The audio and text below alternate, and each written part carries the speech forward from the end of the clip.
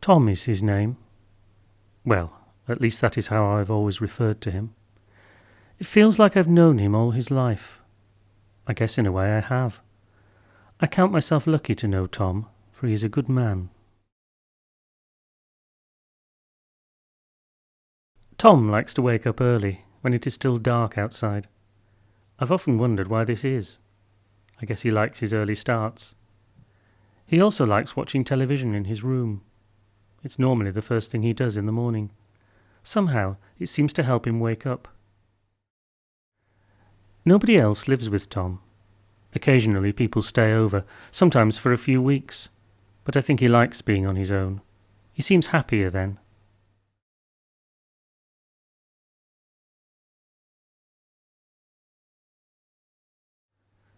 Whenever Tom is hungry or needs a drink, he goes to this nearby room, cleans his hands on a rag, and then uses this device called a toilet that dispenses food and drink. It's fascinating how this device works. He pulls this lever, which causes his food and drink to be produced. He then proceeds to ingest it by drawing it up into openings in the lower part of his body. I'm guessing the food is sucked into his body. Sometimes this can be quite a lengthy process. Tom often feels quite bloated after having eaten. I guess you could say he enjoys his food.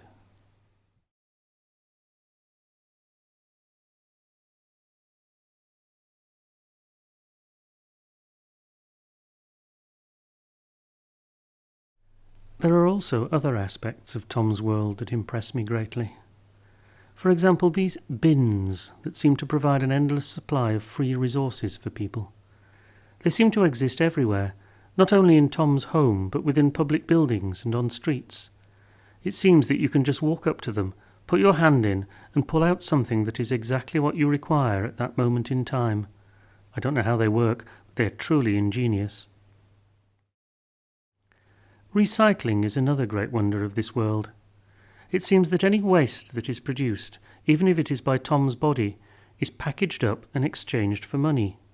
Certainly every morning, after Tom has eaten, he goes through this routine where he packages up his waste into boxes or tins or cans or bottles, and then a couple of times a week he takes all this packaged waste and exchanges it for money. I'm guessing this is the same for everybody, but how such an operation could be funded I fail to understand. Still, it's impressive all the same.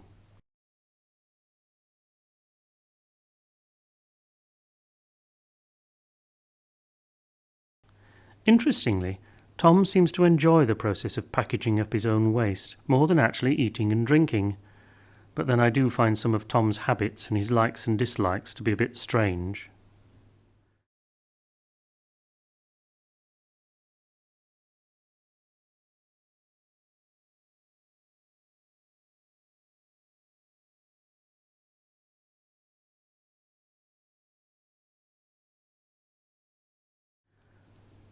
Tom likes to leave his home early in the morning. His days don't tend to be that busy, but I think he likes to get things done as soon as possible. Still, although he doesn't do much, I have to say I am proud of what he does do. I doubt there are that many people in this world who are as kind and considerate to others as Tom is. It's a shame, considering Tom's condition. I think Tom is seriously ill, perhaps even dying. I don't know what the reason is, but he seems to frequently suffer from some sort of ailment. Most days he gradually develops a headache, which seems to get progressively worse as the day wears on. Sometimes I wonder how he can get to sleep with some of the head pains he has to put up with. Often when this happens, he wakes up the next day and seems to find it difficult to move properly. It's almost as if his arms and legs have a mind of their own. I feel sorry for Tom when this happens, as he is often walking around the town on his own. People look at him in a funny way. Some even laugh and point. They will never know what Tom is really like.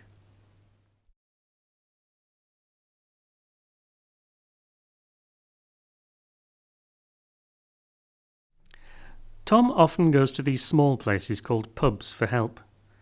They seem to be places where Tom can receive treatment for his illness, as he always seems to feel better after he has been to one. Strangely though, sometimes even when he is just approaching these hospitals, he begins to feel better. Sometimes they can be quite busy, I guess illness is widespread within this world. I think because Tom is often ill, he's allowed to make his way straight to the counter. Once there, he has to fill up a glass with his waste. Sometimes he stays for quite a while, and he manages to fill up quite a few glasses. These glasses are then taken away, and Tom is given some money in return. I don't know why this is. Perhaps Tom's illness is widespread, and they are still trying to find a cure for it. It will explain why there seem to be so many ill people around. Perhaps his waste is taken away for study. Tom sometimes feels better when he has filled some glasses up, more steady on his feet.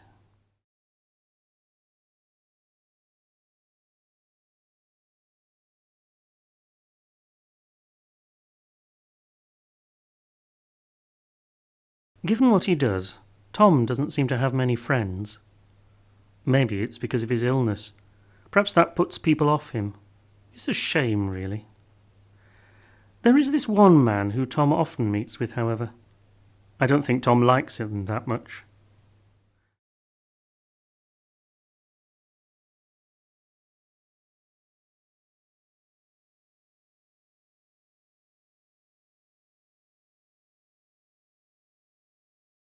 Their meetings always seem very tense to me, and often involve an argument.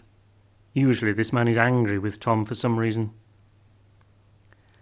This man always seems to give Tom some money, though, so I guess he can't be all that bad. I think it's like a reward for the good things Tom does.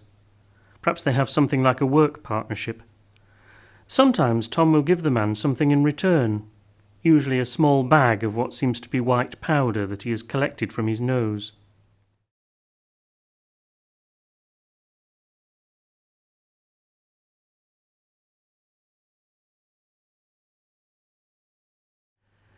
The meetings Tom has with this man never seem to last long. Normally only for a few minutes, and often in different places. Tom doesn't see this man at any other time.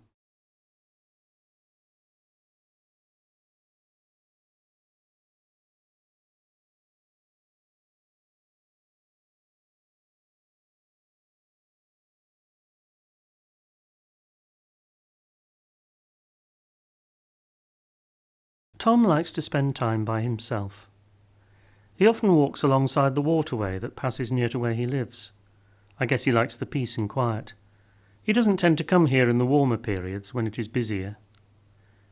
He usually obtains a newspaper from one of these bins that are scattered around the area, and then sits down and reads it. These newspapers are one of the few things that tell me a bit about Tom's world. A lot of the time I don't really understand what is being said, but his world certainly seems to be a big and interesting place. In a way, I wish I could find out more. Although I genuinely believe that Tom is a good person, there is one aspect of him I'm less keen on. He seems to have this hatred of children. I don't know why, but I've often seen him be unkind to them. For example, he will go up to a seemingly happy child on a roadway and then just take something out of their hands. Not surprisingly, most of the time the child is then left unhappy.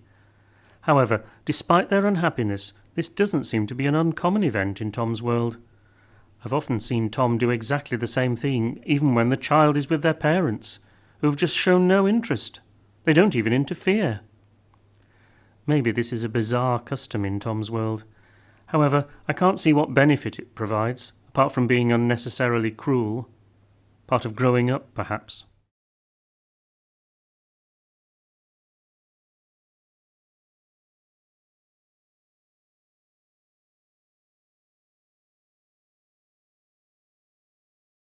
As I have already mentioned, there are these recycling shops in Tom's world, where people can take their waste or unwanted items and exchange them for money. For example, when Tom has finished reading a newspaper, he will neatly fold it up and then take it to one of these shops. Even the things that he has previously taken from children he will readily hand over in exchange for money. Any unwanted products or waste these shops receive are then put on display. These displays tend to be organised into sections, and Tom often helps to lay out the stuff he brings in. I don't know what eventually happens to these products. I guess they're just taken away. Tom often hands in his own possessions to these recycling shops. Sometimes he will also browse the displays to see what other items people have brought in to be recycled.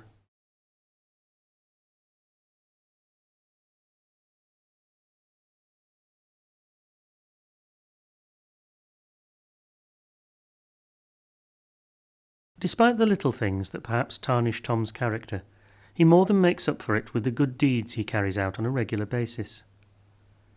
A couple of times a week, Tom will walk the local roadways and paths at night to find people who are in need of help. Usually it is someone who is on their own and who has been badly injured in some way. Tom seems to have this knack of knowing where to look. When he gets to them, he will help them to their feet, try to tend any injuries they have received, and then will take some of his own money and give it to them. I think the money is to try and help them get over their terrible ordeal. After helping them, Tom will then leave, often in a hurry. Sometimes, if he is lucky, Tom manages to help a few people in one night. I count myself very lucky to be acquainted with someone such as Tom. I doubt I would ever find another who is as kind as he. Tom is a good man, good man, good man, good man, good man, good man.